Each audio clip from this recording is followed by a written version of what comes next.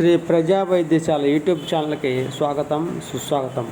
ఈరోజు ఉబ్బస వ్యాధి. ఈ ఉబ్బస వ్యాధి అనేది చాలా మందిలో అనేక కారణాల వల్ల వస్తుంది.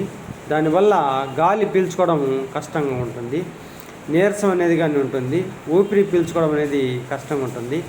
లోపల నాళాలు అనేది కొంచెం మూసుకుపోయి ఉంటాయి. దానివల్ల నైట్ పూట ఎక్కువగా చెమట పట్టడం ఉంటుంది. ఆ శ్వాసనాళాలు అనేది కొద్దిగా కష్టంగా ఉంటుంది.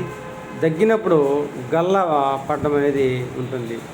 ఈ మూసపోయిన దానికి మనము అట్లా ఎక్కువగా ఉన్నప్పుడు శీతోపలాది చూర్ణం కానీ, తాలిసాది చూర్ణం కానీ, కనకాసవ టానిక్ కూడా వాడుకోవచ్చు.